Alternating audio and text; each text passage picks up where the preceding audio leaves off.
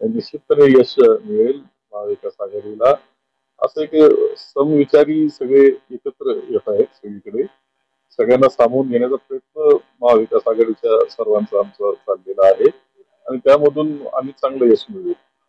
असं आहे की महाविकास आघाडीला सगळ्यात महत्वाची गोष्ट आहे की सगळ्यांना सामावून घ्यायचं आणि मग पक्ष चिन्हांचा प्रश्न येतो. मग 3 चिन्ह होतात. 3 चिन्ह झाले की काही प्रश्न तयार होतात. त्यामुळं एक चिन्ह असावे म्हणून आघाडी करण्याचा प्रयत्न आमचा सगळीकडे असतो. त्यामध्ये विचारधारा जी आहे ती भारतीय जनता पक्ष, महायुती यांच्या विरोधातली आहे लक्षात घ्या. आणि त्यांच्या विरोधामध्ये लढत असताना कसा विजय मिळवता येईल, त्यांना नामोहरण कसं करता येईल, त्यांना पराजित कसं करता येईल एवढाच एक विचार करून हे काम चालू.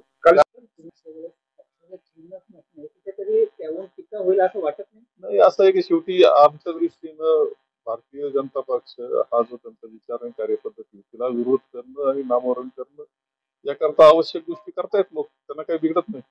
काही प्रवेश झाले भाजपमध्ये आणि त्यामुळे एकनाथ शिंदेचे जे मंत्रिमंडळामध्ये पडसाद दिसले, मंत्रिमंडळाच्या बैठकीवर त्यांनी बहिष्कार टाकला, म्हणजे कुठेतरी विरोधी पक्ष प्रचंड खटखटा अंतर्गत आहे. तिन्ही तिन्ही यांच्यामध्ये प्रचंड वादविवाद चालू आहे आणि त्याचा परिणाम दिसतोय. इथं सुरुवात आहे आणि लवकरच मोठा स्फोट झालेला दिसेल. नाही नाही असं आहे की ठीक आहे, आमचा उद्देश एकच आम्ही सांगितलंय की शेवटी आम्हाला यश मिळवायचं आहे.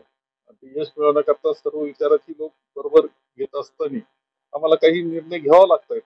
त्यामुळे अडचण काही त्याच्यात नाही. शेवटी तुम्ही कोणाविरुद्ध लढताय हे लक्षात घेतलं पाहिजे.